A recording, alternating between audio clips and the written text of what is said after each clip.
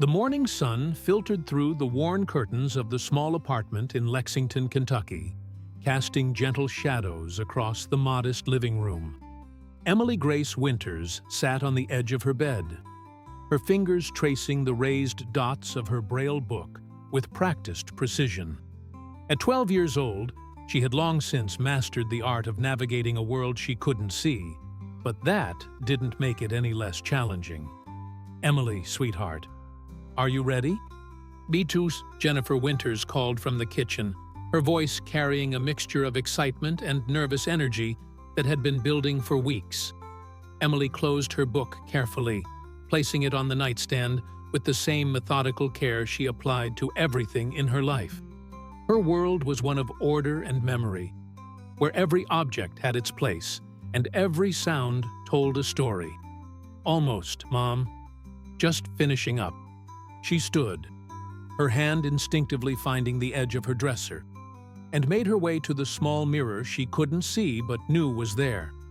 Her fingers smoothed down her favorite blue dress, the one her grandmother had bought her before she passed away 2 years ago. Emily couldn't see the color, but she remembered her grandmother describing it as the color of a clear Kentucky sky in summer.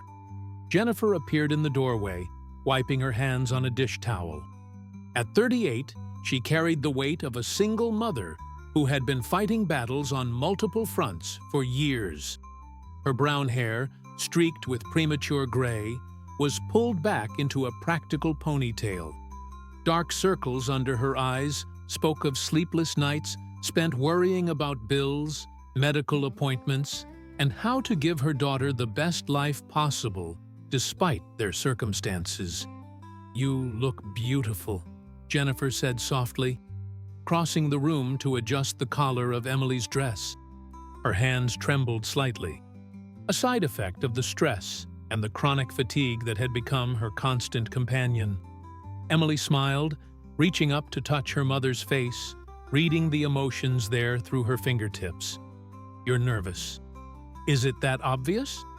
Jennifer laughed, though it came out more like a sigh. "It's just, this trip is a big deal, honey. We've been saving for so long, and I want everything to be perfect for you." The trip to Nashville had been 18 months in the making. After Emily lost her sight at age 7 due to a rare genetic condition, music had become her lifeline. While other children her age were discovering video games and social media, Emily found solace in melodies and lyrics. And among all the artists she discovered, one voice stood out above the rest: Reba McEntire. There was something about Reba's voice that spoke directly to Emily's soul. The strength, the vulnerability, the storytelling. Every song was a world Emily could step into, a place where she wasn't defined by what she couldn't see. She had every album, knew every lyric, and would spend hours with her headphones on, lost in the music that made her feel understood. "Mom, can we listen to Fancy one more time before we leave?" Emily asked, her face lighting up with anticipation. Jennifer smiled, grateful for the millionth time that her daughter had found something that brought her such joy. She pulled out her phone and connected it to the small Bluetooth speaker in Emily's room. As Reba's iconic voice filled the space, Emily began to sing along, her own voice clear and pure. Watching her daughter, Jennifer felt the familiar ache in her chest, a mixture of pride, love, and heartbreak. Emily had been through so much. The initial diagnosis, the progressive loss of vision, the countless doctor's appointments, the surgeries that ultimately couldn't save her sight. Through it all, Emily had shown a resilience that humbled Jennifer. She rarely complained, adapted to each new challenge, and somehow maintained an optimism that Jennifer struggled to match. The financial strain had been enormous. Jennifer worked 2 jobs, one as a medical receptionist during the day and another cleaning offices at night. They lived in a small 2-bedroom apartment in a neighborhood that had seen better days. Emily attended public school, where she had a dedicated aide, but Jennifer knew her daughter often felt isolated, different from her peers. This trip to Nashville was more than just a vacation. It was Jennifer's way of giving Emily something to dream about, something to look forward to during the hard days. They would visit the Country Music Hall of Fame, take a tour of the historic RCA Studio B, walk down Broadway, and, if they were incredibly lucky, maybe catch a glimpse of Reba at one of the venues in town. "Ready?" Jennifer asked as the song ended. Emily nodded, grabbing her white cane from beside the door. "Ready." The drive to Nashville took just under 3 hours. Jennifer had borrowed her co-worker's more reliable car for the trip, not trusting her own aging sedan to make it there and back.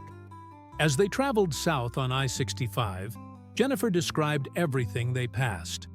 The rolling hills, the farmhouses with their red barns, the way the landscape gradually changed as they approached Tennessee. Emily listened intently, building mental pictures from her mother's words. She had learned to paint the world in her mind using sounds, smells, textures, and descriptions from others. Her version of reality was different, but no less vivid than what sighted people experienced. "Tell me about Nashville again," Emily requested, a habit she had developed over the past months. She wanted to know everything before they arrived, to build her mental map so she wouldn't feel lost. Jennifer had done her research, reading countless articles and watching videos about the city. "Well, it's called Music City for a reason. The downtown area has this incredible energy. There's live music everywhere. Broadway is the main street, and it's lined with honky-tonks where musicians perform all day and night. The buildings are a mix of old and new, historic and modern. And the people? They say Nashville has some of the friendliest folks you'll ever meet." "Do you think we'll see Reba?" Emily asked, though she had asked this question 100 times before. Jennifer's heart clenched. She didn't want to give false hope, but she couldn't bear to dim the light in her daughter's eyes. "You never know, sweetheart. Nashville is where a lot of country artists spend time. We'll definitely visit places she's been. And who knows? Sometimes amazing things happen when you least expect them." As they crossed into Tennessee, Emily felt the anticipation building in her chest like a crescendo. She rolled down her window, letting the wind rush across her face, carrying new scents and sounds. She could hear the change in traffic patterns, the different accent of voices on a radio station they passed, the subtle shift in atmosphere that told her they were entering unfamiliar territory. They had booked 2 nights at a modest hotel near downtown Nashville, the cheapest option Jennifer could find that was still in a safe area. When they arrived, Emily carefully memorized the layout of their room. 15 steps from the door to her bed, 7 more to the bathroom, the window on the east wall where morning sun would stream through. That evening, they walked down Broadway, and Emily was overwhelmed by the sensory experience. Music poured from every doorway, creating a symphony of sound that was both chaotic and beautiful. The smell of barbecue mixed with the sweet aroma of candy from tourist shops. People laughed, talked, and called out to each other with that southern warmth Jennifer had promised. "Mom, it's perfect," Emily breathed, squeezing her mother's hand. "It's exactly how I imagined it." Jennifer fought back tears. "Tomorrow, we'll do the museum tour. And I found this cafe that's supposed to be amazing for lunch. It's a local spot where musicians sometimes hang out." "Really?" Emily's entire face lit up with hope. "Really," Jennifer confirmed. "It's called the Bluebird Cafe. No, wait, that's the famous one. This one is called Harmony House Cafe. It's smaller, quieter, and the reviews say the food is incredible."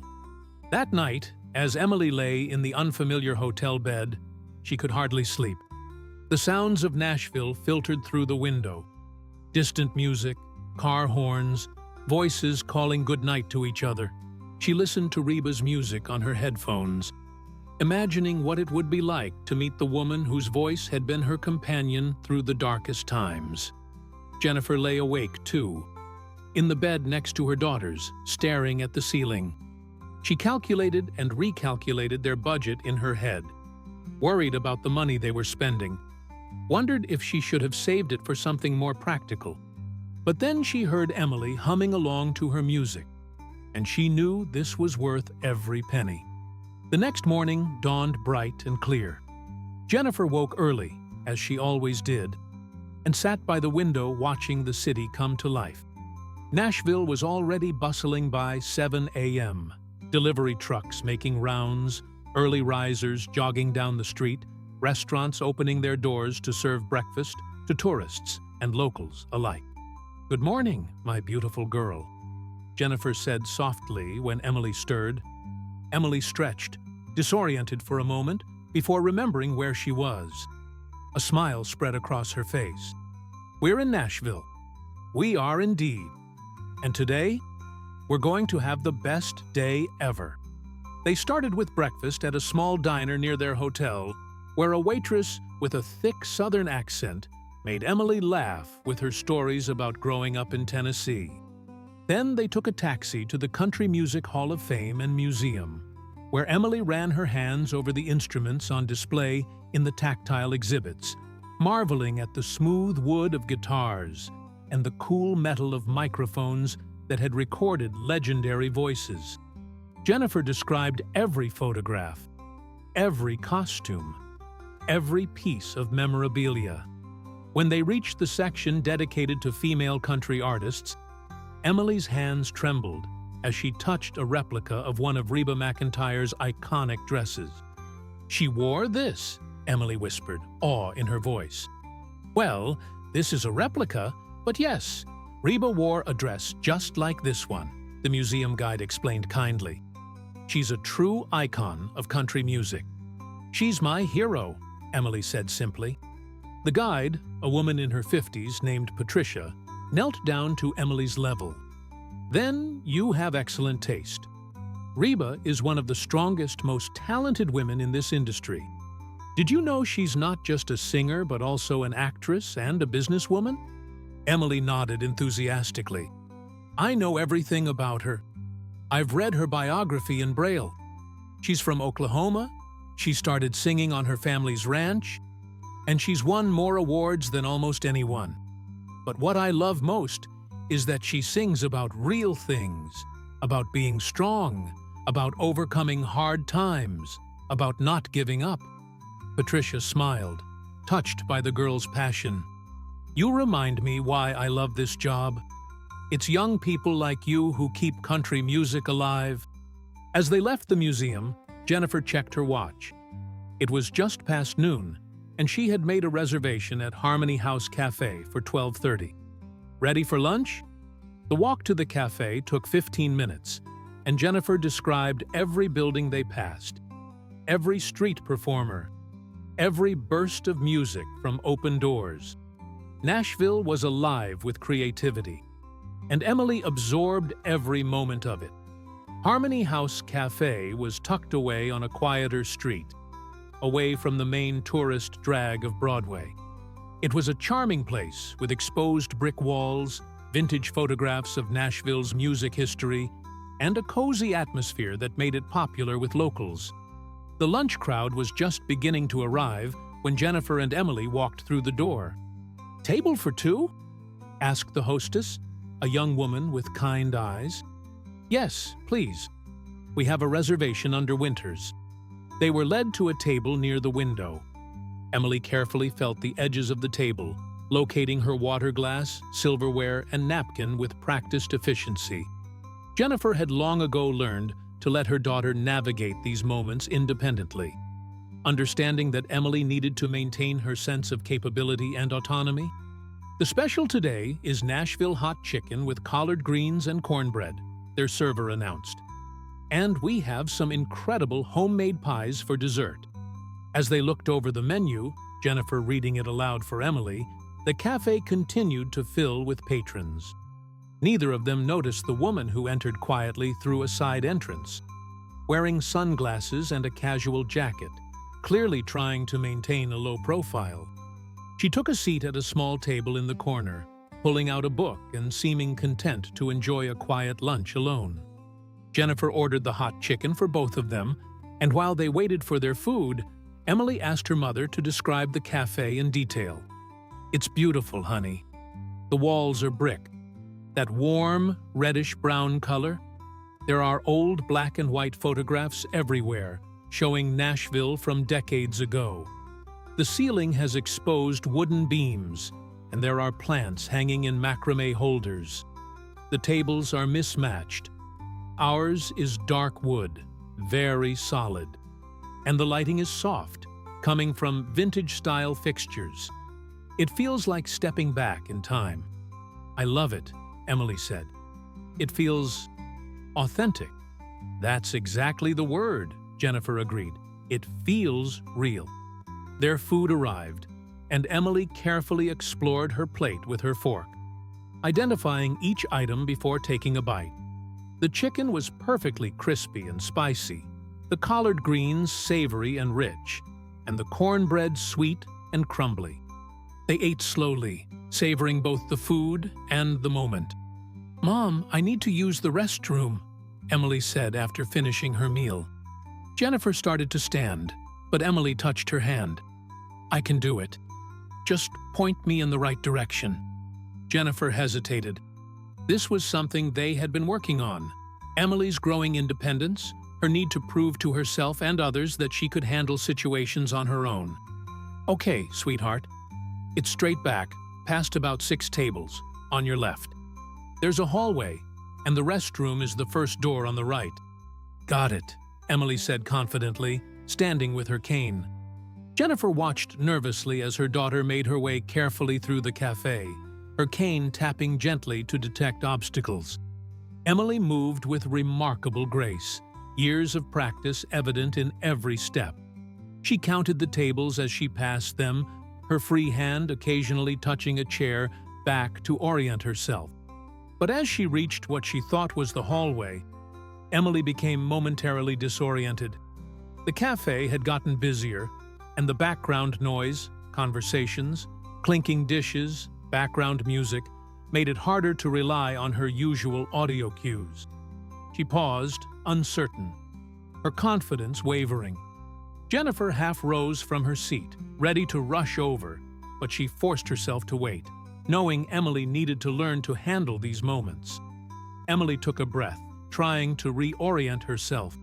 She could feel the panic starting to build, that familiar sensation of being lost in a world she couldn't see, surrounded by people who could navigate so effortlessly through space, while she struggled with something as simple as finding a bathroom. "Excuse me," Emily said, her voice small and uncertain, reaching out toward where she sensed someone was standing nearby. "Could you please help me find the restroom?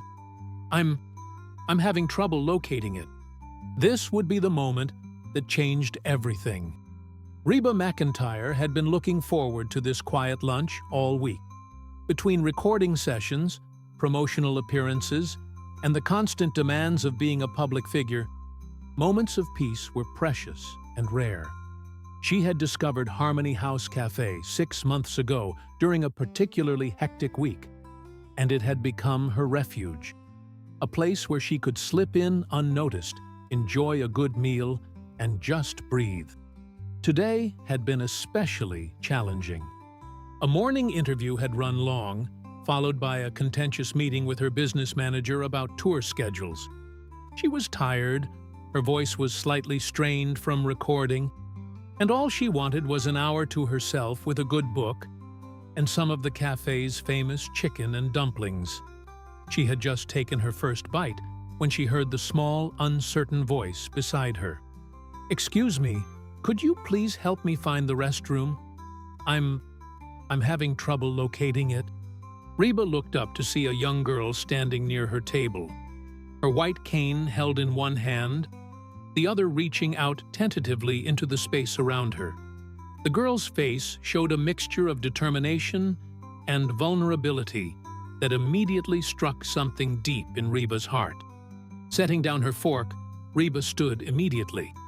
"Of course, sweetheart. I'd be happy to help." She gently took Emily's outstretched hand. "I'm going to guide you there, okay? The restroom is just down this hallway to our right. I'll walk with you." Emily felt the warmth of the woman's hand and heard kindness in her voice, a voice that seemed somehow familiar, though she couldn't quite place it. "Thank you so much. I'm sorry to bother you." "You're not bothering me at all," Reba assured her, carefully placing Emily's hand on her elbow in the proper sighted guide technique, something she had learned years ago when doing charity work with organizations for the blind. "I'm Reba, by the way." "I'm Emily," the girl replied, then added shyly, "Emily Grace Winters." They walked slowly down the hallway, Reba describing each step. "We're moving away from the dining area now, into a quieter hallway. There's a wall on your left with some photographs. The restroom door is coming up on your right in about 3 more steps." Emily's mind was racing. The voice, the name Reba. It couldn't be. It was impossible. But something in the timbre, the warmth, the way the woman spoke, it reminded her so much of... "Here we are," Reba said, opening the door. "Will you be okay from here? Or would you like me to wait?" "I'll be fine, thank you," Emily managed to say, her heart pounding. "I really appreciate your help." "Take your time, honey. I'll wait right here to make sure you get back to your table safely." As Emily entered the restroom, her hands were shaking. The voice was so familiar, but it seemed too incredible to be true. She went through the motions mechanically, her mind spinning with possibility and disbelief. Meanwhile, Reba leaned against the wall in the hallway, thinking about the brief encounter. There was something about the girl that touched her. The courage it took to ask for help, the grace with which she handled her disability, the sweet vulnerability in her voice. Reba had always had a soft spot for young people facing challenges, perhaps because she remembered her own struggles growing up, the obstacles she had overcome to get where she was. When Emily emerged from the restroom, Reba was there as promised. "All set?" "Yes, thank you," Emily said, taking Reba's elbow again. As they walked back toward the dining area, Reba asked gently, "Are you here visiting Nashville, Emily?" "Yes, ma'am. It's my first time. My mom and I came from Kentucky." Emily's voice was still trembling slightly, but she was starting to relax in the woman's presence. "We're here because I love country music." "Do you?" Reba smiled, delighted. "That's wonderful. Who's your favorite artist?" Emily felt her face flush. "Reba McEntire. She's everything to me." Reba stopped walking, genuinely moved. "Is that right?" "Yes, ma'am. I have all her albums. I know all her songs. She's my hero." Emily's words came tumbling out now, her shyness overcome by her passion. "When I lost my sight 5 years ago, her music helped me through it. Every time I felt scared or sad, I would listen to her voice and feel stronger. She sings about being brave, about not giving up, and it made me believe I could be brave too." Reba felt tears spring to her eyes. In all her years in the music industry, through all the awards and accolades, nothing had ever touched her quite like this simple, honest testimony from this brave young girl. "Emily, I need to tell you something." They had reached Emily's table, where Jennifer had been watching anxiously. She stood as they approached, relief flooding her face. "Mom, this nice lady helped me," Emily began, but Reba gently interrupted. "Emily, sweetheart, I'm Reba. I'm Reba McEntire." For a moment, time seemed to stop. Emily's face went through a series of emotions: disbelief, shock, overwhelming joy. And then tears began streaming down her cheeks. "What?" she whispered, her voice breaking. You're really..." "I'm really me," Reba said softly, her own eyes wet. "And I need you to know something, Emily Grace Winters. In all my years of performing, I've sung for presidents and royalty. I've played for crowds of thousands. But what you just told me, that my music helped you through losing your sight, that it made you feel brave, that means more to me than anything else ever has." Jennifer stood frozen, her hand over her mouth, tears streaming down her face as she watched her daughter's dream come true in the most unexpected, beautiful way possible. Emily reached out, and Reba took both of her hands. "I can't believe this is real," Emily sobbed. "I can't believe I actually met you. And I didn't even know it was you." "I'm so glad you didn't," Reba laughed through her tears. "Because you just needed help, and I was there to give it. That's what matters. Not that I'm famous, but that one person helped another person. That's what life should be about." What none of them noticed was that two other patrons in the cafe were witnessing this entire exchange. At a table near the window sat Daniel Roberts, a well-respected music producer who had worked with some of Nashville's biggest stars. He had been reviewing contracts over lunch when the scene unfolded before him. His phone was in his hand, and without thinking, he had begun recording the moment when Reba revealed her identity to Emily. At another table, Claire Anderson, an entertainment journalist for a major Nashville publication, had also been watching. She had recognized Reba the moment she walked in. Claire had interviewed her twice before, but she had respectfully maintained her distance, knowing that even celebrities needed space to breathe. But now, watching this extraordinary interaction, Claire felt the journalist in her awaken. This wasn't just a story. This was something special, something that needed to be shared with the world. Neither Daniel nor Claire approached, though. They understood instinctively that this moment was sacred, not to be interrupted. But they both knew what they were witnessing was remarkable. Reba pulled out a chair and sat down at Emily and Jennifer's table without asking. "May I join you ladies for a bit? I'd love to hear more about you, Emily." Jennifer finally found her voice. "Of course. Please, sit. I'm Jennifer, Emily's mom. I don't even know what to say. Emily has been dreaming about meeting you for years." "Well, I'm honored," Reba said sincerely. "Tell me about yourself, Emily. What do you love besides my music?" Emily wiped her tears, trying to compose herself. "I love reading Braille books. I love learning about history. And I love singing, though I'm not very good." "I bet you're better than you think," Reba said. "What's your favorite song of mine?" "Fancy," Emily answered immediately.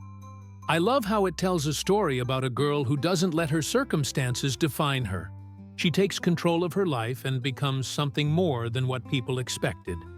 It makes me feel like I can do that too. That being blind doesn't have to limit what I can become." Reba reached across the table and squeezed Emily's hand. "You already are something remarkable, sweetheart. The courage it takes to navigate a world that wasn't designed for you, to ask for help when you need it, to keep dreaming and hoping. That takes more strength than most people will ever understand." Jennifer spoke up, her voice thick with emotion.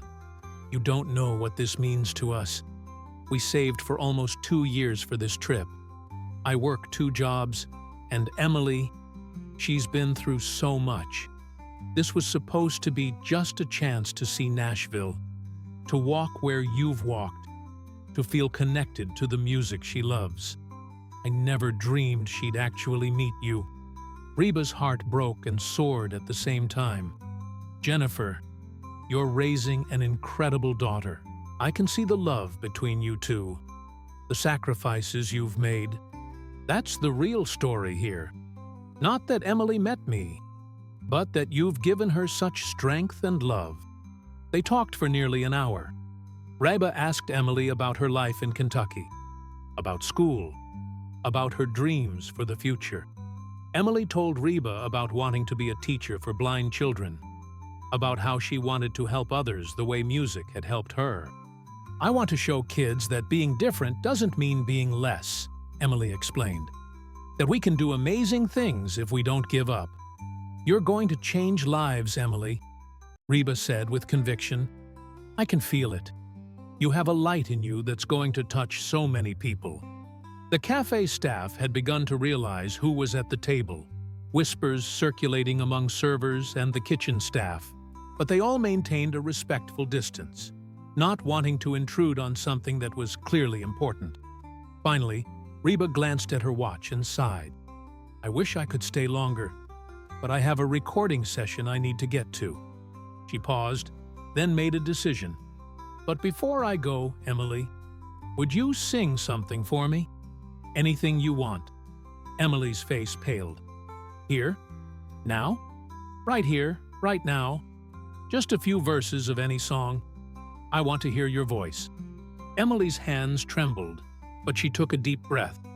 And then, in a voice that was clear and pure and filled with emotion, she began singing Consider Me Gone, one of Reba's most powerful songs about moving forward after heartbreak.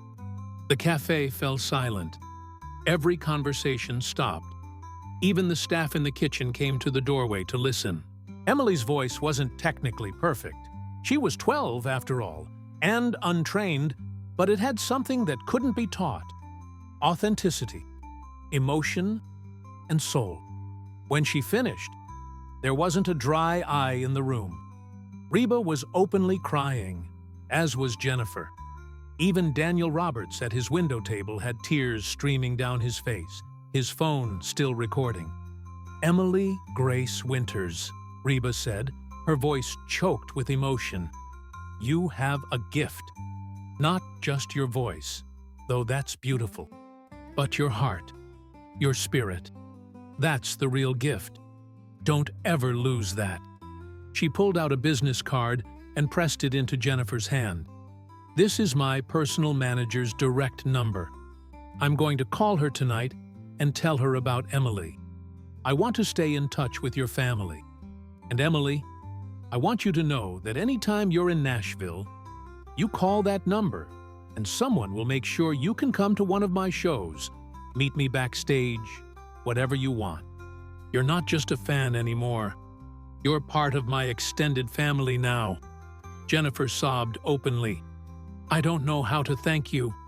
You don't need to thank me. Emily gave me something today that I needed to remember. Why I do what I do. It's not about the fame or the awards. It's about connecting with people, about helping them through hard times, about being there when someone needs a hand. Emily reminded me of that when she asked for my help, not knowing who I was. That's real. That's what matters. Reba stood, and Emily stood with her. They hugged tightly. This legendary country star and this brave young girl from Kentucky who had lost her sight but never lost her hope. You're going to do great things, Emily, Reba whispered. I believe in you. You saved my life. Emily whispered back. You don't know it, but you did. Your music gave me a reason to keep going when everything was dark. No, sweetheart, Reba said, pulling back and touching Emily's face gently. You saved your own life. I just sang some songs. You're the one who chose to be brave, who chose to keep fighting, who chose to ask a stranger for help today. That's all you. I'm just lucky I got to be part of your story. As Reba prepared to leave, she turned back one more time. Oh, and Emily? Keep singing. The world needs more voices like yours. Voices that come from a place of truth and courage. And then she was gone, slipping out the side entrance as quietly as she had come in, leaving Emily and Jennifer sitting at their table in a state of stunned disbelief and overwhelming joy. Did that really just happen? Emily asked her mother, still crying.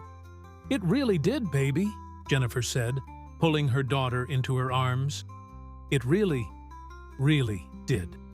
As Reba's car pulled away from Harmony House Cafe, she sat in the back seat, staring out the window at Nashville passing by. Her assistant, Karen Mitchell, glanced at her from the front seat. noticing the tears still glistening on Reba's cheeks. "Are you all right?" Karen asked with concern. "More than all right," Reba said softly. "I just had one of the most important experiences of my life, and I almost missed it because I was in a hurry."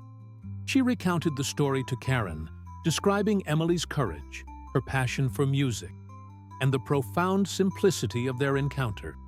"That little girl asked me for help, not knowing who I was. And when I told her, she said my music helped her through losing her sight. Karen, what we do, sometimes I forget the impact it has on real people's lives." Karen smiled, moved by the story. "That's beautiful, Reba. And very you. Helping someone without any thought of recognition. That's just it," Reba reflected. "The recognition doesn't matter. What matters is that I was there when someone needed help. Emily could have asked anyone in that cafe, but she happened to ask me. That's not chance. That's meant to be." Back at Harmony House Cafe, Daniel Roberts slowly set down his phone, his mind racing. He had captured the entire interaction on video. Reba revealing her identity, Emily singing, the tears, the hugs, the pure emotion of the moment. As a producer, he had an eye for what would resonate with audiences. And this was gold. But more than that, it was genuine. In an industry often criticized for being manufactured and superficial, he had just witnessed something completely authentic. A superstar treating a blind fan with genuine compassion and respect, taking time out of her private lunch to make a child's dream come true. Daniel looked over at Claire Anderson, who was still sitting at her table, dabbing at her eyes with a napkin. Their eyes met, and without words, they both stood and walked toward each other. "You're Daniel Roberts," Claire said, extending her hand. "I've read about your work. You produced the Johnson Brothers' last album." "And you're Claire Anderson from Nashville Today," Daniel replied, shaking her hand. "You wrote that incredible piece about the rise of female artists in country music last year." They both glanced back at the table where Emily and Jennifer still sat, holding each other and crying happy tears. "Did you see what I just saw?" Claire asked. "Every moment of it," Daniel confirmed. "And I have it on video." Claire's journalist instincts kicked in immediately. That could be an incredible story. Reba McEntire's random act of kindness. A blind girl's dream coming true. People need to see this kind of thing. But Daniel hesitated, his phone in his hand. It's a powerful story, but it's their story. We can't share it without permission. That moment was private. Claire nodded slowly, impressed by his ethics. "You're right, but maybe they'd want it shared. Maybe Emily's story could inspire other people, kids who are facing their own challenges, who need to know they can overcome anything." "Let's ask them," Daniel decided. "But we do it the right way. We explain who we are, what we witnessed, and we let them decide." They approached Emily and Jennifer's table together. Jennifer looked up, still clutching the business card Reba had given her, like it was the most precious thing in the world. "Excuse me," Daniel said gently. "I'm sorry to intrude on such a private moment. My name is Daniel Roberts, and this is Claire Anderson. We both witnessed what just happened here, and we wanted to talk to you about it if that's okay." Jennifer's eyes widened slightly, recognizing the names.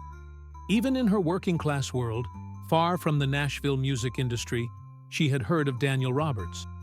"You're the producer," she said. "You've worked with so many famous artists." Daniel nodded humbly. "I have. And Claire is one of the best entertainment journalists in Nashville. We both happened to be here when Emily met Reba." Emily turned her face toward their voices, still processing everything that had just happened. "Did you hear me sing?" "We did," Claire said warmly, kneeling beside Emily's chair. "And Emily, you were beautiful. Your voice, your courage, Everything about that moment was beautiful. Daniel pulled out a chair. "May we sit for just a moment? We have a proposition for you, but we want to be very clear that there's absolutely no pressure." Once they were all seated, Daniel carefully explained, "I recorded the moment when Reba revealed who she was to you, Emily. I captured your song, the emotion, all of it. It's the most genuine, moving thing I've seen in 20 years in this industry." Jennifer's expression became guarded. She had been taken advantage of before. Medical billing companies, predatory lenders offering to help with Emily's medical expenses, people who saw vulnerability as opportunity. "What do you want?" she asked directly. Claire spoke up. "We want to share Emily's story with the world, but only if you're comfortable with it. This kind of moment, a celebrity treating someone with genuine kindness, a young girl overcoming adversity, it could inspire thousands of people. But it's your story, your moment. We wouldn't do anything without your full permission." Emily listened carefully to the conversation, her sharp mind already weighing the implications. "Would it help other kids like me?" she asked. "Kids who are blind or different in some way?" "Absolutely," Daniel said. "Your story could show them that challenges don't define you, that dreams can still come true, that there are good people in the world who will help you when you need it." Jennifer looked at her daughter, seeing the thoughtful expression on her face. "What do you think, sweetie? This is your decision." Emily was quiet for a long moment. Then she said, I think I want people to know.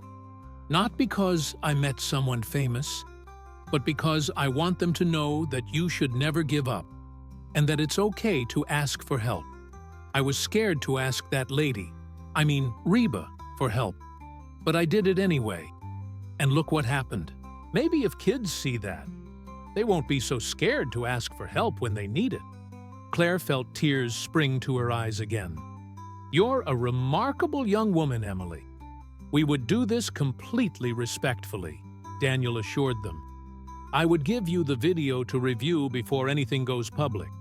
Claire would interview you, write your story accurately and with dignity. And any proceeds from the video, if it gets shared on social media or licensed anywhere, would go to you and your family." Jennifer shook her head. "We don't want money from this." "Mom," Emily interjected gently, "if we got money, you could stop working 2 jobs. You're so tired all the time. Maybe we could even afford better doctors, ones who might have new treatments." Jennifer's resolve crumbled. She had been so focused on giving Emily everything she needed that she had forgotten to take care of herself. The exhaustion, the stress, the constant worry, it was taking a toll on her health. "Okay," Jennifer said finally, "but we do this on our terms. Emily's identity is protected unless we say otherwise. And the focus isn't on Reba being a celebrity, it's on the kindness of a stranger helping someone who needed it. That's the real story." "Agreed completely," Claire said, pulling out a business card. "This is my personal cell phone. I'd like to meet with you tomorrow, if possible, to do a proper interview. I want to hear Emily's full story, what it was like losing her sight, how music helped her, what this trip to Nashville means. The more context people have, the more they'll connect with your story." Daniel also handed over his card. "And I'd like to spend some time with you both, if you're willing. Get some more footage. Maybe capture Emily singing again in a more formal setting. Not for commercial purposes, but to show the world what I saw today. Pure talent combined with pure heart." As they exchanged contact information and made plans for the next day, the cafe staff finally approached. The manager, a woman named Helen Crawford, who had worked at Harmony House for 15 years, came to the table. "I'm sorry we didn't come over sooner," Helen said. "We didn't want to interrupt, but we all want you to know that lunch is on the house today. What we witnessed? That's what Nashville is supposed to be about. Music bringing people together. Kindness being more important than fame. You've reminded us all of something important today. Emily smiled. Thank you. This has been the best day of my entire life. That evening, back at their hotel, Emily and Jennifer could hardly believe what had happened. Jennifer helped Emily get ready for bed, and as she did every night, she asked Emily about her day. A ritual they had maintained since Emily was a toddler. "Tell me about your day, sweetheart," Jennifer said, though she had been there for every moment of it. Emily grinned. "Well, I met Reba McEntire by asking her where the bathroom was. I sang for her, I made her cry, and now people want to share my story with the world. So, you know, just a typical Tuesday." They both laughed until they cried. Then they cried because they were happy. Then they laughed again because they couldn't stop crying. "Mom?" Emily said as she settled into bed. "Yes, baby? I know we don't have a lot of money. I know you work so hard, and I know things are difficult. But I want you to know that I have everything I need. I have you. I have music. And now I have a memory that nothing can ever take away from me. I'm the richest girl in the world." Jennifer pressed her face into her daughter's hair, breathing in the scent of the cheap hotel shampoo and her daughter's natural sweetness. "You make everything worth it, Emily. Every hard day, every exhausting night, it's all worth it, because I get to be your mom." Meanwhile, across Nashville, 3 other people were thinking about the day's events. Reba had called her manager immediately, relaying Emily's story and insisting that the Winters family be given VIP access to any of her shows permanently. She also started researching foundations that helped blind children, thinking about how she could do more to support kids like Emily. Daniel Roberts sat in his home studio, reviewing the footage he had captured. He had been in the music business long enough to know magic when he saw it. And this was magic. Not because of Reba's fame, but because of the purity of the interaction. He began editing the video, being careful to focus on the emotion and the message rather than sensationalizing it. Claire Anderson was already drafting her article, but she stopped every few paragraphs to wipe away tears. She had covered countless celebrity stories, interviewed dozens of famous musicians, but nothing had moved her like Emily's story. This wasn't about fame. It was about humanity, about courage, about the power of kindness. The next morning, Claire met Emily and Jennifer for breakfast at their hotel. She came with a photographer, but she was careful to explain to Emily exactly how the photos would be taken and used. "I don't want you to feel exploited or used," Claire said earnestly. "This is your story, and we're going to tell it with dignity and respect. I'm going to ask you some questions, and you can choose not to answer anything that makes you uncomfortable. Okay?" Emily nodded. "I trust you." Over the next 2 hours, Claire conducted one of the most moving interviews of her career. Emily talked about the day she realized she was going blind, about the fear and sadness that overwhelmed her initially. She described discovering Reba's music and how it became her lifeline. There's a line in one of her songs, "I'm a Survivor," that says, "I'm not going to give up, I'm not going to stop, I'm going to work harder."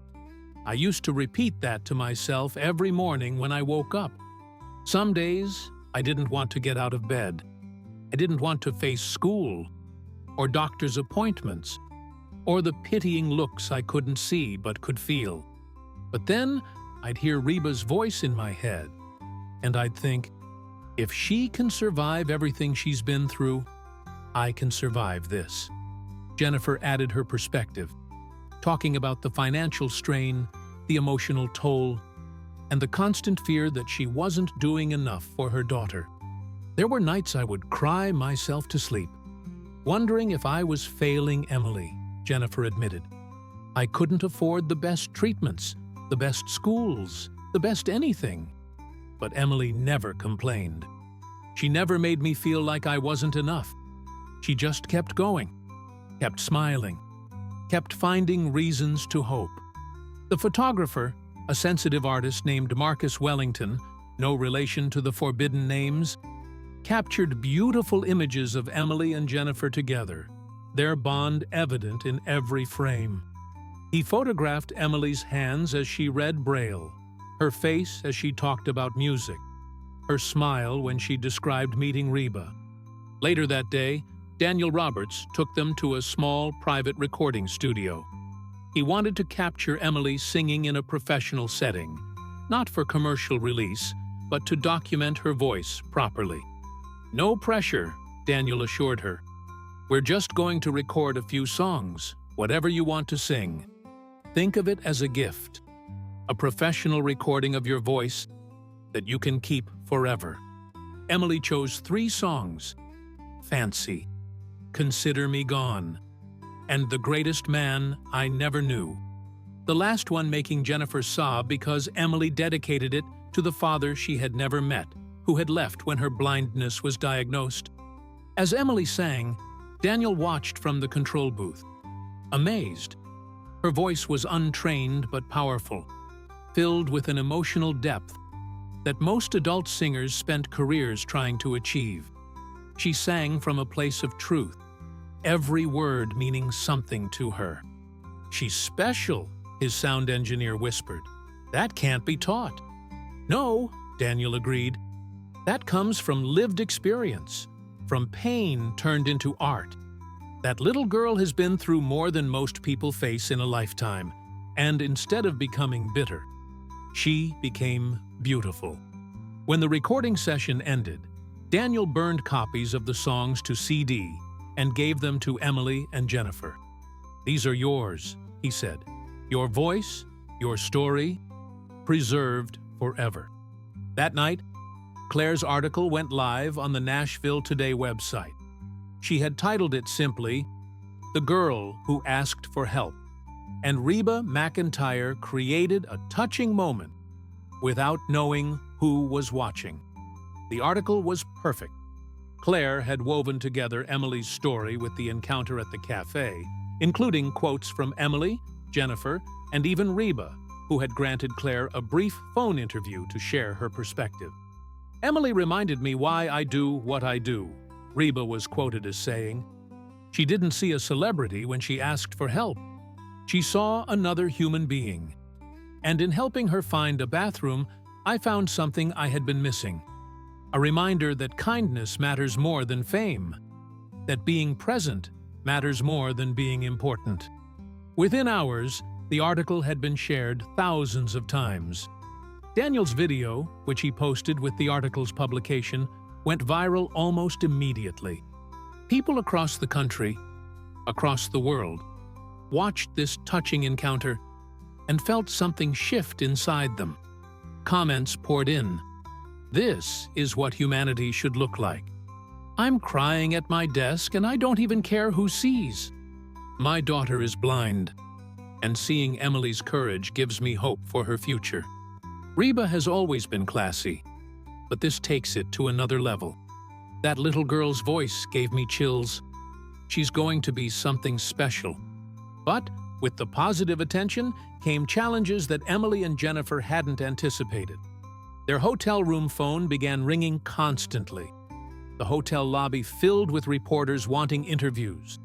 Social media accounts they didn't even know about were being created in Emily's name. Jennifer, overwhelmed and protective, called Claire in a panic. "I don't know how to handle this. I thought sharing Emily's story would be nice, but this is too much. People are showing up here. How do they even know where we're staying?" Claire immediately went into action. She called Daniel, and together they coordinated with the hotel to provide security for the Winters family. Daniel used his industry connections to arrange for a private suite, where Emily and Jennifer could have peace and quiet.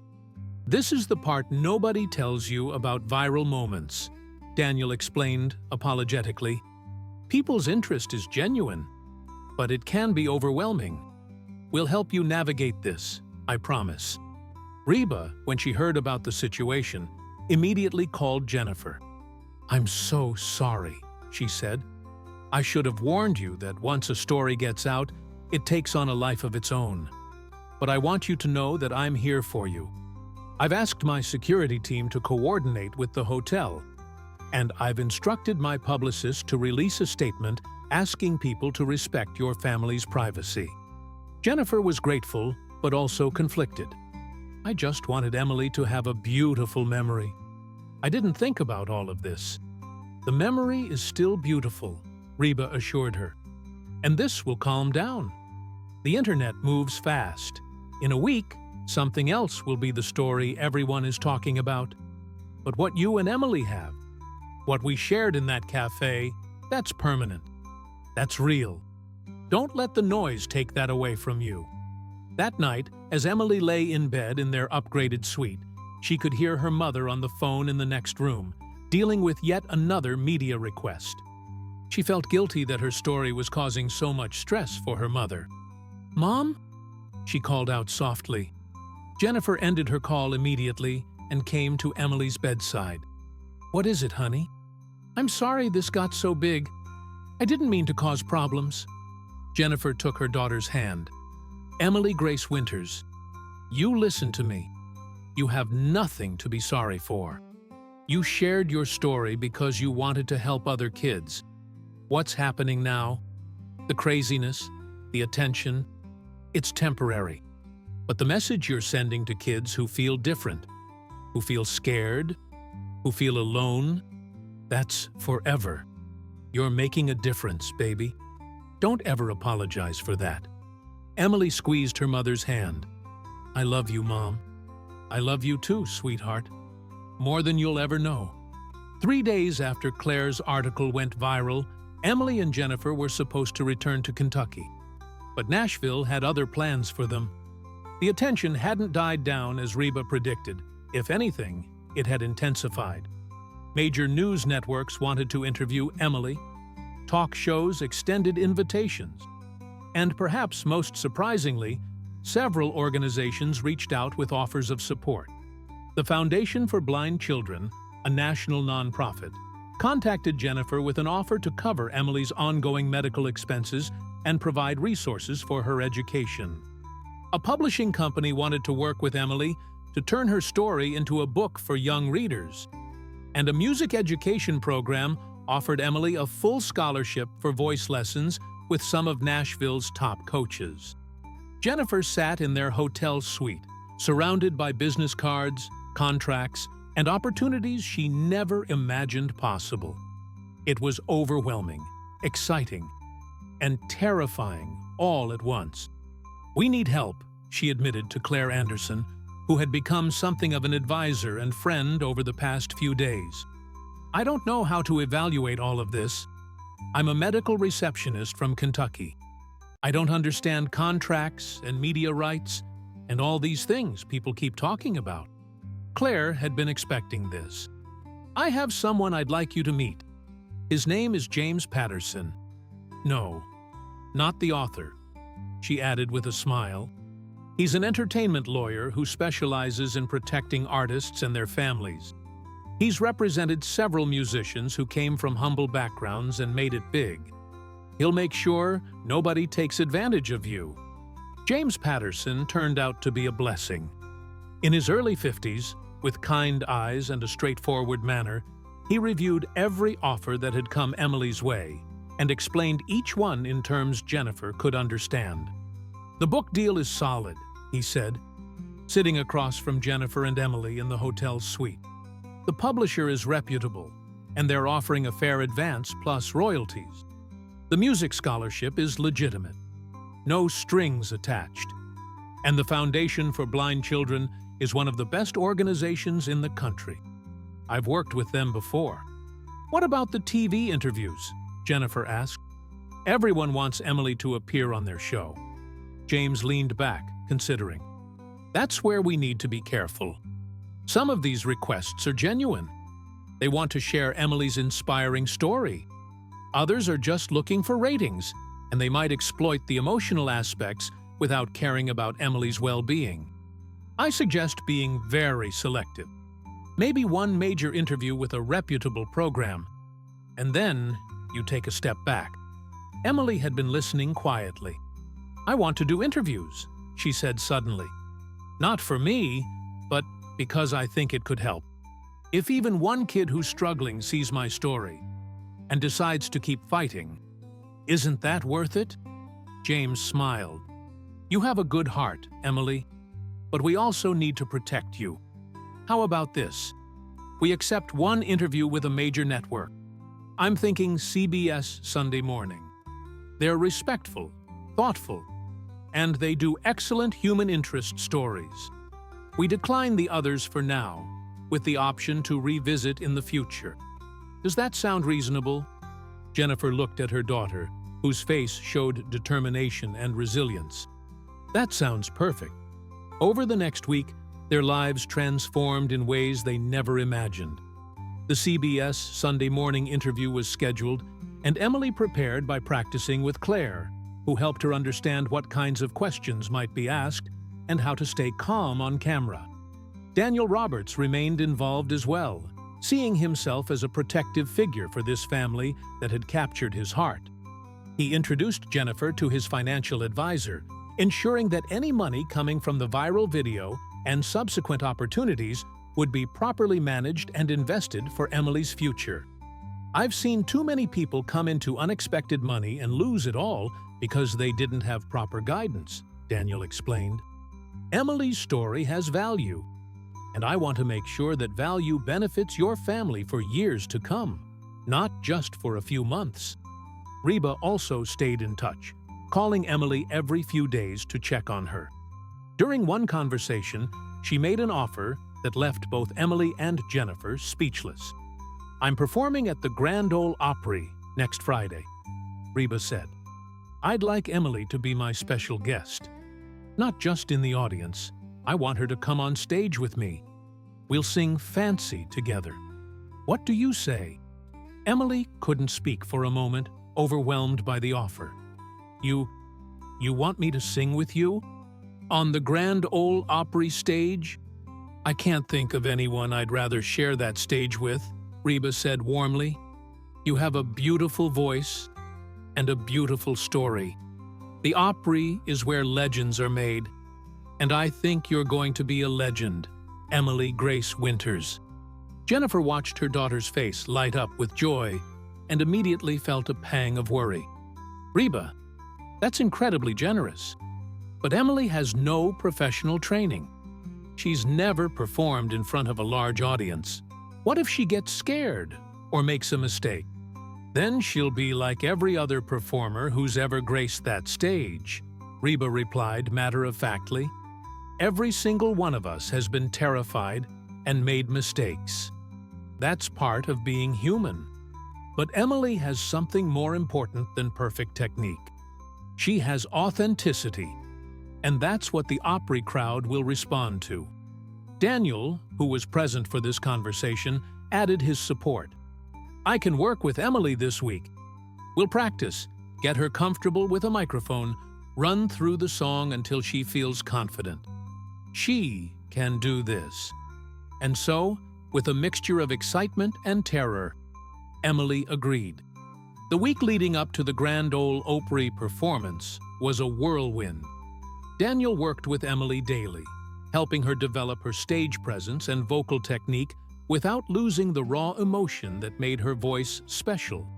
Claire wrote preparatory articles, building anticipation for Emily's Opry debut, and Jennifer tried to manage her own anxiety while supporting her daughter's dream. The CBS Sunday Morning interview aired 2 days before the Opry performance, and it was everything James Patterson had hoped it would be. The interviewer, a veteran journalist named Robert Chen, treated Emily with respect and dignity, asking thoughtful questions about her experience losing her sight, her love of music, and the encounter with Reba. The segment included footage from the cafe, Emily singing in Daniel's studio, and new interview material with both Emily and Reba.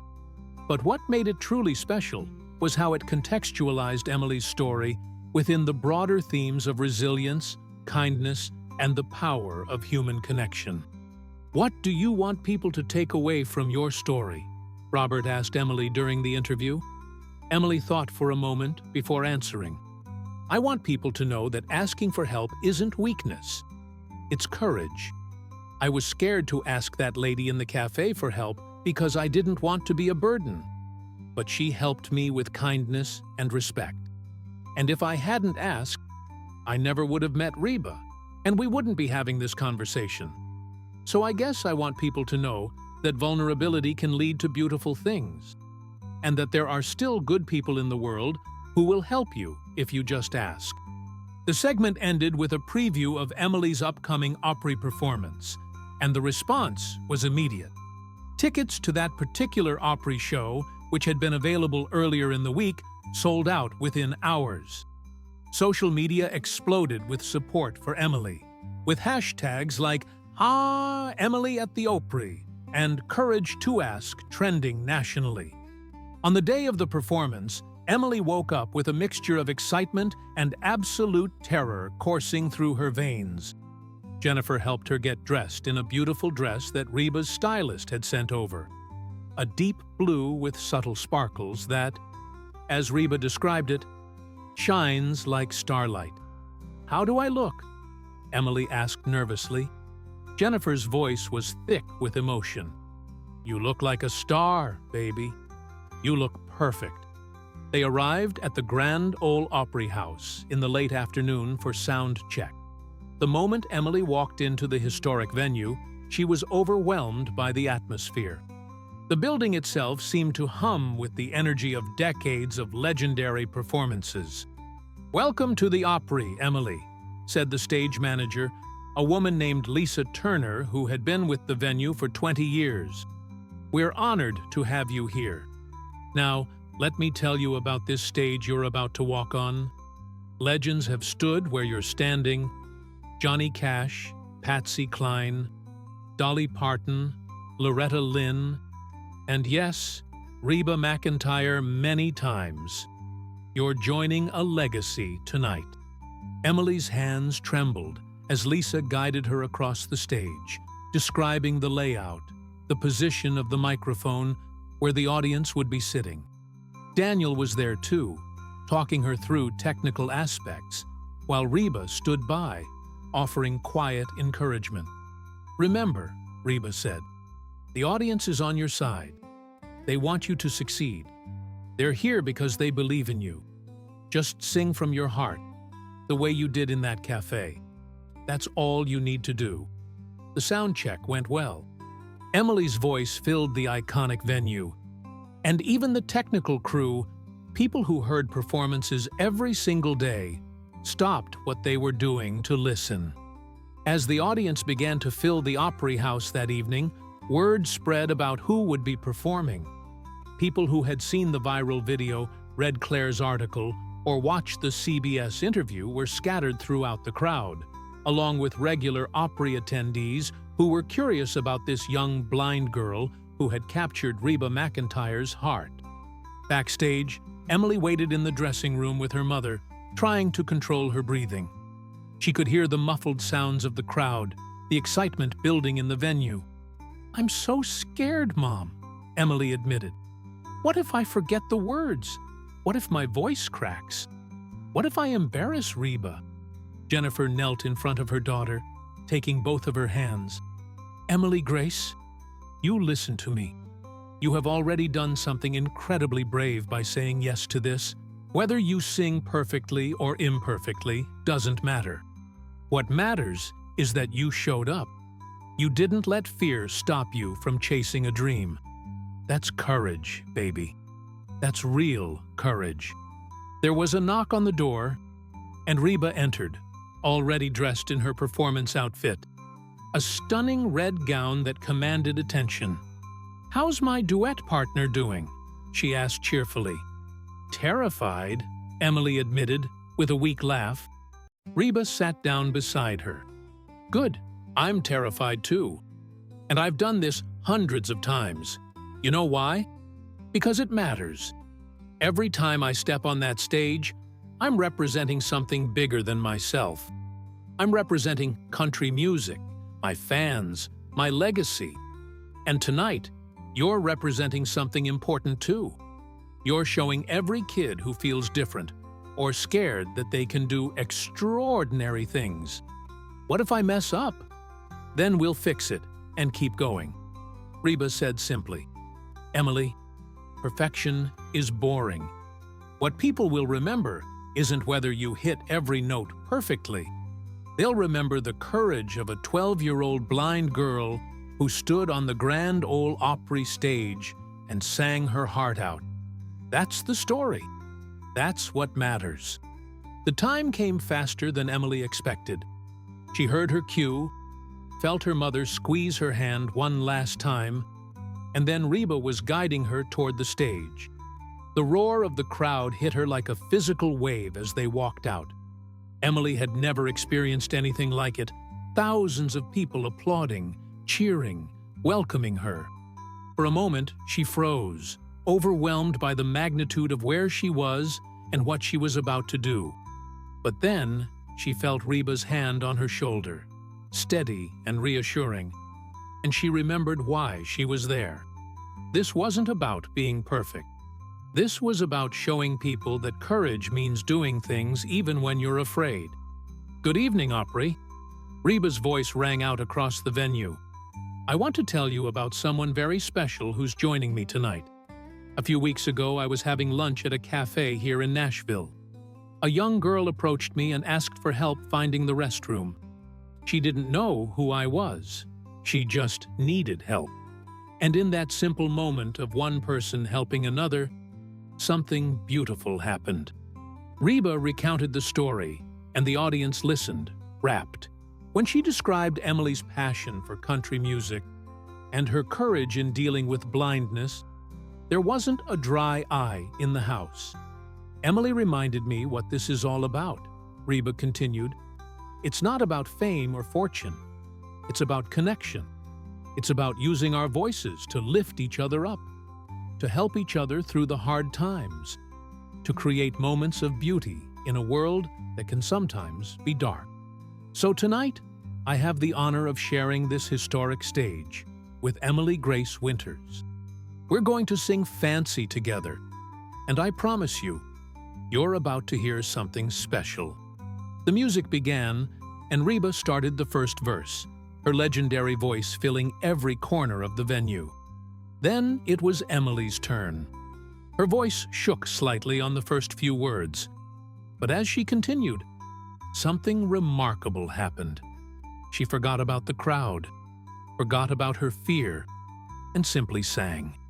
She sang for every hard day she had endured. She sang for her mother, who had sacrificed so much. She sang for every kid who felt different or less than. She sang because music had saved her life, and now she had a chance to share that gift with others. The audience was mesmerized. This wasn't a polished, perfect performance. Emily's voice cracked once, and she came in slightly late on one verse.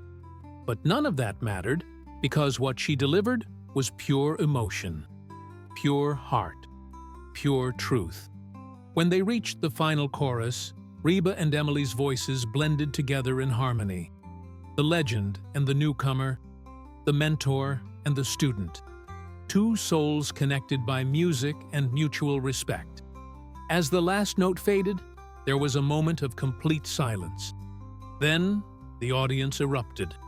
People rose to their feet, applauding, cheering, crying. The standing ovation lasted for several minutes, and Emily stood there, Reba's arm around her shoulders, tears streaming down her face as she experienced something she had only dreamed about. "You did it," Reba whispered in her ear. "You absolutely did it, sweetheart." Backstage afterward, Emily was surrounded by well-wishers. Fellow Opry performers stopped by to congratulate her. The stage manager told her she had given one of the most memorable performances in recent Opry history. And Daniel Roberts, ever the producer, quietly mentioned that several record labels had already reached out asking about Emily's future plans. But the most meaningful moment came when Jennifer finally got Emily alone in the dressing room. They held each other and cried. Tears of joy, relief, pride, and overwhelming gratitude. "I'm so proud of you," Jennifer sobbed.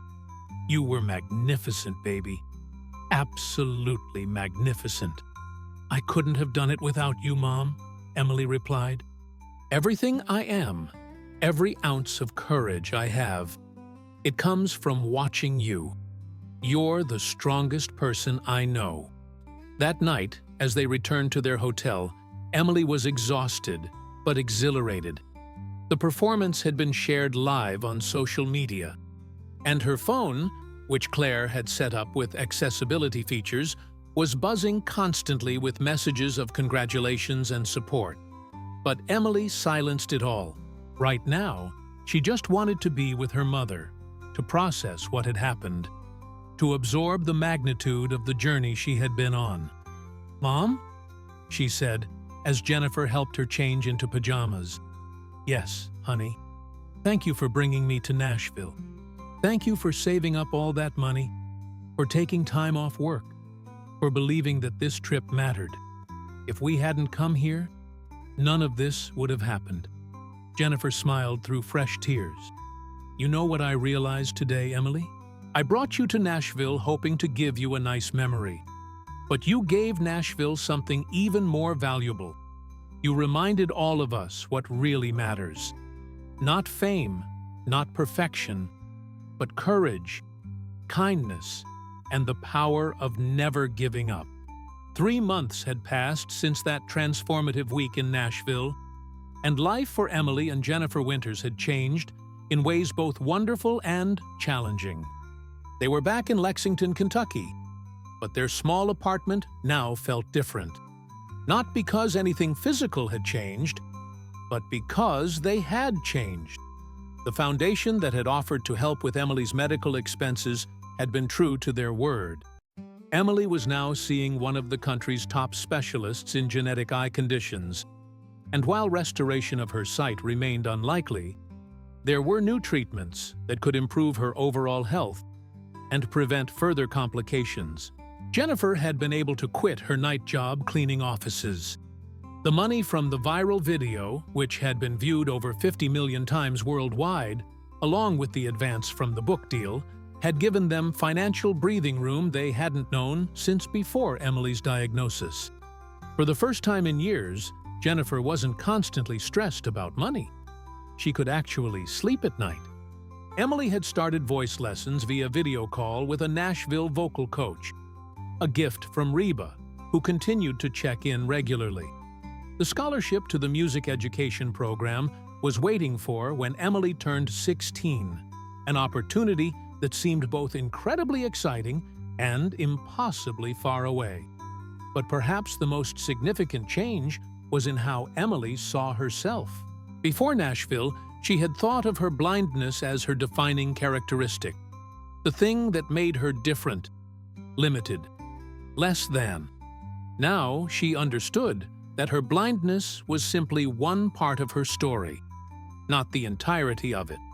She was Emily Grace Winters, daughter, student, singer, survivor, and increasingly, an inspiration to others. The book about her journey was being written in collaboration with a professional writer, and Emily spent hours each week recounting her memories, her feelings, her hopes and fears. It was therapeutic, helping her process everything she had experienced. At school, Emily's status had shifted dramatically. Before the viral video, she had been largely invisible to her classmates.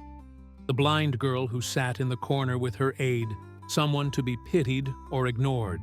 Now, she was the girl who had sung at the Grand Ole Opry with Reba McEntire. Students who had never spoken to her before suddenly wanted to be her friend. This attention was complicated. Emily's best friend, a girl named Rachel Brooks, who had stood by her since elementary school, helped her navigate the newfound popularity. "Some of these kids are being fake," Rachel warned her during lunch one day. "They didn't care about you before, and they're only interested now because you're famous." Emily sighed, picking at her sandwich. "I know, but some of them seem genuine. like Tyler Martinez. He came up to me yesterday and said my story inspired him to try out for the school musical, even though he's scared of performing. That felt real. Tyler's good people, Rachel agreed. Just be careful, Em. Not everyone has good intentions. Emily appreciated Rachel's protectiveness, but she had also learned something important in Nashville. Sometimes you have to trust people and take chances. Yes, some people would disappoint her, but closing herself off to everyone would mean missing out on genuine connections. One afternoon in late February, Emily received a call on her accessible phone. It was Claire Anderson from Nashville. "Emily, how are you doing?" Claire's warm voice came through clearly. "I'm good. Still adjusting to everything, but good. How are things in Nashville?" "Busy as always, but I'm calling because I have some news I think you'll be excited about. The CMA, the Country Music Association, wants to honor you at this year's awards ceremony." Emily's heart skipped. "Honor me? Why? I'm not a professional artist." "They want to give you a special recognition award for inspiring others and representing the best values of country music," Claire explained. "You'd be the youngest person ever to receive this particular honor." The ceremony is in November, and Reba specifically requested to be the one to present the award to you. Emily couldn't speak for a moment, overwhelmed. I don't even know what to say." "Say yes," Claire laughed. "It's a huge honor, Emily, and it's well-deserved. Your story has touched millions of people. The CMA wants to recognize that." When Emily told her mother the news, Jennifer's first reaction was worry. "That's wonderful, honey, but it's also a lot of pressure. Another big performance, more attention, more stress." But Emily shook her head. "Mom, I'm not scared anymore. Well, I'm a little scared, but it's different now. I know I can do hard things because I've already done them. And this is a chance to thank all the people who helped me. Reba, Daniel, Claire, you. I want to do it." Jennifer looked at her daughter, really looked at her, and realized that Emily had grown up in the past few months. She was still 12 years old, still a child in many ways, but she had also developed a maturity and confidence that was remarkable. "Okay," Jennifer said, "we'll do it together." The months between February and November flew by. Emily continued her vocal training, worked on her book, and tried to maintain some sense of normalcy in her daily life. She joined the school choir, which turned out to be one of her best decisions. Being part of a group, creating music with her peers, helped her feel connected in a way she never had before. Rachel joined the choir too, even though she freely admitted she couldn't carry a tune. "I'm here for moral support," she declared, "and to make sure nobody messes with my famous best friend." In May, Emily received an invitation that surprised everyone. The Foundation for Blind Children asked her to speak at their annual fundraising gala. It would be her first major public speaking engagement, and the thought terrified her. "You don't have to do this," Jennifer reminded her. "You've already done so much." But Emily felt a pull to say yes. "All those kids who are going through what I went through, I can help them. I can tell them it gets better, that they can still have dreams. How can I say no to that?" The gala was held in Chicago in June. Emily stood before an audience of donors, advocates, and families affected by blindness, and she shared her story. She talked about the fear, the frustration, the days when she wanted to give up. But she also talked about finding music, discovering strength she didn't know she had, and learning that asking for help was a sign of courage, not weakness. "I used to think that being blind meant my life was over," Emily said, her voice steady despite her nervousness. "I thought I would never be able to do anything important, never be able to contribute to the world. But then I learned that my value as a person has nothing to do with whether or not I can see." It has to do with who I choose to be, how I treat others, what I stand for, how I face challenges. Being blind is part of my story, but it doesn't define my story. I define my story." The audience gave her a standing ovation, and several families approached her afterward to thank her. One mother, tears streaming down her face, told Emily that her 10-year-old son had just lost his vision in an accident. "He's been so depressed," the mother said. "He thinks his life is over. But hearing you tonight, seeing what you've accomplished, it gives me hope. It gives us hope." Emily hugged the woman, feeling the weight of the responsibility she now carried. Her story wasn't just her own anymore. It belonged to everyone who needed hope, who needed to believe they could overcome their challenges. As summer turned to fall, preparations for the CMA Awards intensified. Reba called Emily regularly to check on her preparation and offer encouragement. Daniel Roberts arranged for Emily to come to Nashville a week before the awards for rehearsals. And Claire continued to document Emily's journey, writing follow-up articles that kept the public engaged with her story. In early November, Emily and Jennifer flew to Nashville once again. This time, the trip felt different. Nashville was no longer an unknown city full of impossible dreams. It was a place where miracles had happened, where Emily had discovered who she truly was. They stayed at a nicer hotel this time. The foundation was covering their expenses, and Emily marveled at how different everything felt from their first visit. Back then, she had been a nervous girl hoping for a glimpse of her idol. Now, she was returning as someone the music community had embraced as one of their own. The CMA Awards were held at the Bridgestone Arena, a massive venue that held over 15,000 people. Emily rehearsed her walk to the stage multiple times, memorizing every step, every turn.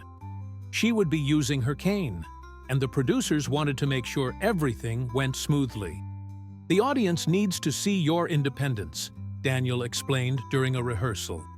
"They need to see that you're capable, confident, and strong. The cane isn't something to hide. It's part of who you are." Reba came to one of the rehearsals and pulled Emily aside. "I want to tell you something important. Tonight, you're going to be in a room full of the biggest names in country music. People I've worked with for decades, people who have been doing this their entire lives. And you know what? You belong there just as much as any of them. You've earned your place in this community." The night of the awards arrived cold and clear. As Emily got ready in her dressing room, Jennifer helped her into a stunning gown. Cream-colored with delicate embellishments, elegant and age-appropriate. A stylist had come to do Emily's hair and makeup. And when she was finished, Jennifer fought back tears. "You look like a princess, baby." "I feel like one," Emily admitted. "Is this really happening, Mom?" "It's really happening." The awards ceremony was a whirlwind of performances, presentations, and celebrity appearances. Emily watched, or rather listened, from the audience, Jennifer describing every detail. She heard performances by artists she had admired for years, felt the energy of the crowd responding to the music, absorbed the magnitude of the event. Finally, it was time for her award. She heard the presenter introducing the segment, explaining the Special Recognition Award and why it was being given this year. "Country music has always been about storytelling," the presenter said. "About real people facing real challenges and finding the courage to keep going. This year's recipient embodies those values in every way. Please welcome to the stage, Reba McEntire." The audience erupted as Reba walked out, stunning in a silver gown, commanding the stage as she always did. She waited for the applause to die down before speaking. "Earlier this year, I had lunch at a cafe in Nashville," Reba began. "A young girl approached me and asked for help. She didn't know who I was. She just needed someone to guide her to the restroom because she couldn't see. In that moment, I was just another person, helping someone who needed it. But that simple interaction changed my life. Reba went on to recount the story, her voice filled with emotion. The arena was silent. 15,000 people listening to this intimate tale of connection and courage. Emily Grace Winters reminded all of us, what country music is supposed to be about. Reba continued, not the glamour, not the awards, not the fame. It's about real human connection. It's about lifting each other up. It's about finding strength in vulnerability and courage in asking for help. Emily, would you please come to the stage? Emily stood, her heart pounding so hard she thought everyone could hear it. She felt her mother squeeze her hand, and then she was walking, her cane tapping, guided by the stage manager who had practiced this with her. The walk felt like it took forever, but finally, she was there, standing next to Reba on the CMA Awards stage, in front of 15,000 live audience members and millions watching on television. Reba placed the award in Emily's hands. She could feel its weight, the smooth crystal, the engraving she couldn't see but knew was there. Then Reba hugged her tightly. "I'm so proud of you," Reba whispered. "You've become such an important voice in this community." A microphone was adjusted for Emily's height, and suddenly she realized she was expected to speak. She hadn't prepared anything formal. She had been so focused on just getting through the moment that she hadn't thought about what she would say. But then she remembered something her mother always told her. Speak from the heart, and the right words will come. "Thank you," Emily began, her voice surprisingly steady. "Thank you to the CMA, to Reba, to everyone who has supported me. When I asked a stranger for help in that cafe, I had no idea it was Reba McEntire. I just knew I needed help, and I had to be brave enough to ask for it. That's what I want everyone to take away from my story. It's okay to need help. It's okay to be vulnerable. It's okay to admit you're scared or lost or struggling, because when we have the courage to ask for help, and when we have the compassion to offer it, that's when real magic happens." She paused, gathering her thoughts.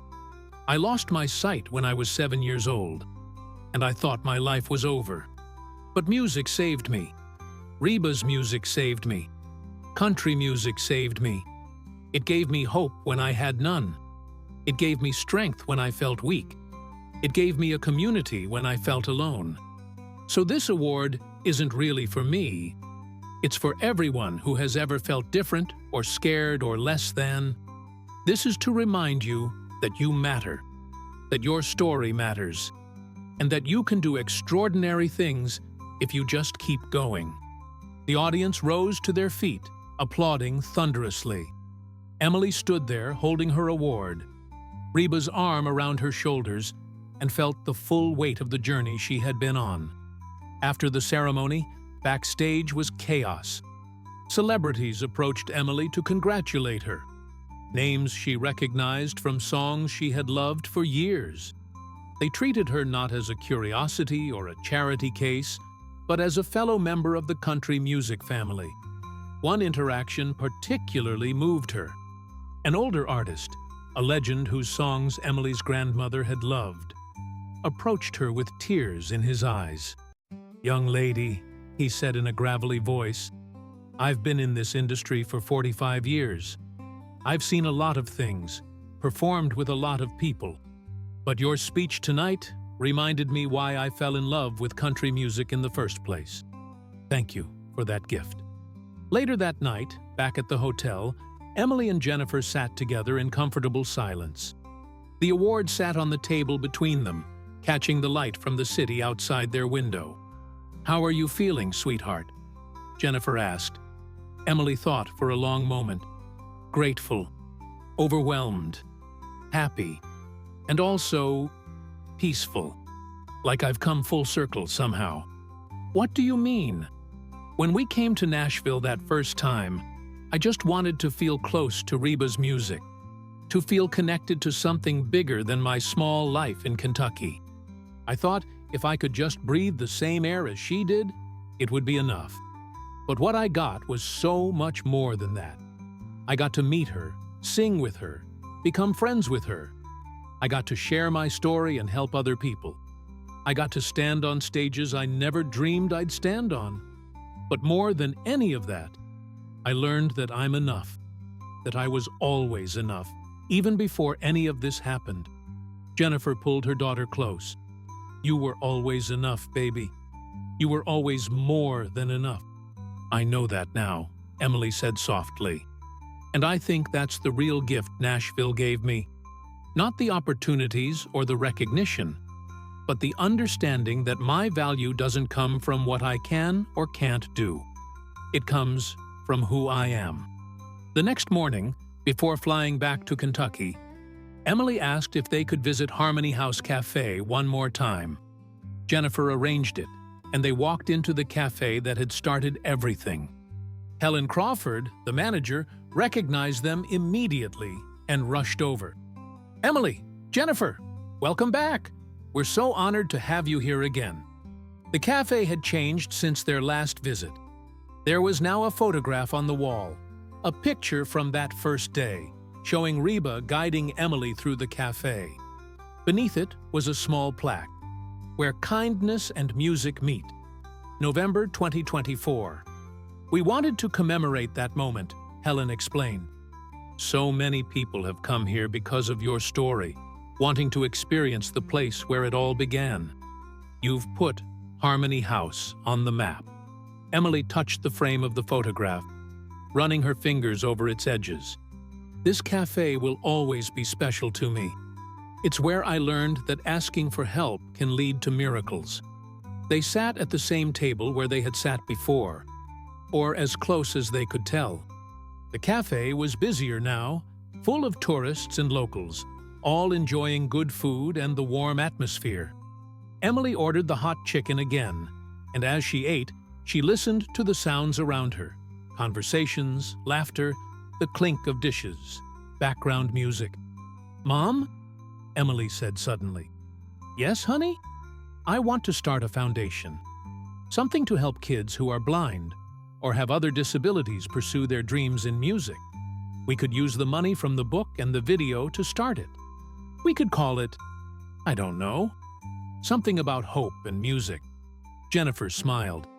"That's a beautiful idea, Emily. We can talk to James Patterson about setting that up. You could help so many kids." "That's what I want," Emily said firmly.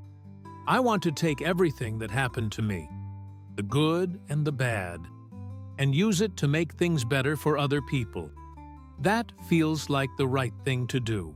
As they prepared to leave Nashville that afternoon, Emily took one last moment to stand on the street outside their hotel. She tilted her face toward the sun, feeling its warmth, listening to the sounds of Music City around her. She thought about the scared 12-year-old girl who had come here months ago, hoping for just a glimpse of her idol. That girl had been brave, but she hadn't known just how brave she was. She had been strong, but she hadn't known the depths of her strength. Now, Emily understood. She understood that courage wasn't the absence of fear. It was moving forward despite the fear. She understood that strength wasn't about never needing help. It was about having the wisdom to ask for it when you did. And she understood that her blindness, which she had once seen as her greatest limitation, had actually opened doors to experiences and connections she never would have had otherwise. "Ready to go home?" Jennifer asked, touching Emily's shoulder. Emily nodded. "Ready. But Mom?" "Yes?" "Nashville will always be home too now. This is where I found myself, where I learned who I really am." As their plane lifted off, carrying them back to Kentucky, Emily thought about the future. She would finish middle school, then high school. She would continue her vocal training and eventually take that scholarship to Nashville. She would write her book and start her foundation. She would keep sharing her story and helping other kids find their courage. But all of that was later. Right now, she was just Emily Grace Winters, a girl who had asked a stranger for help and received so much more than directions to a restroom. She had received friendship, opportunity, and perhaps most importantly, belief in herself. The girl who couldn't see had helped millions of people see what really mattered. And that, Emily thought as she drifted off to sleep on the flight home, was the greatest gift of all.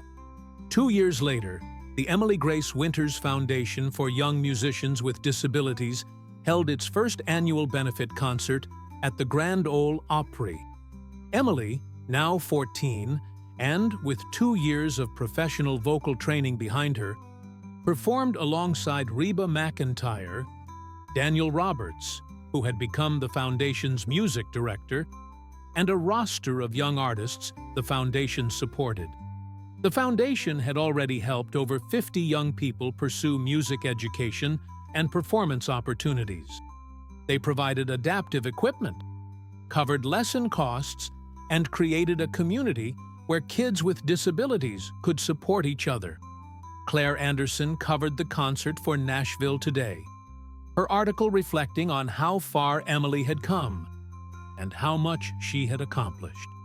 The piece included an interview with Reba, who spoke about watching Emily grow into her potential. "Emily reminds me every day why I do what I do," Reba said. She took a moment of kindness and turned it into a movement. She took her challenges and transformed them into opportunities to help others. That's not something you can teach. That comes from the heart. Jennifer Winters, who now worked part-time for the foundation while completing a degree in nonprofit management, watched from the audience as her daughter performed. She thought about that first trip to Nashville, about how scared she had been that she couldn't give Emily enough. She had been wrong. She had given Emily everything that mattered: love, support, and the example of never giving up. Everything else had grown from that foundation. As Emily sang the final note of Fancy, the song that had started it all, she raised her face toward the lights she couldn't see and smiled. The audience roared their approval, but Emily wasn't thinking about the applause or the success or even the foundation bearing her name. She was thinking about a scared girl in a cafe who decided to be brave enough to ask for help. She was thinking about a country music legend who took the time to guide a stranger to the restroom. She was thinking about all the moments of kindness, courage, and connection that had brought her to this place. And she was thinking about all the kids who would benefit from the foundation, who would learn what she had learned, that your limitations don't define you, that asking for help is strength, and that sometimes the smallest act of kindness can change everything. The girl who asked for help had found her voice, and that voice was now helping others find theirs.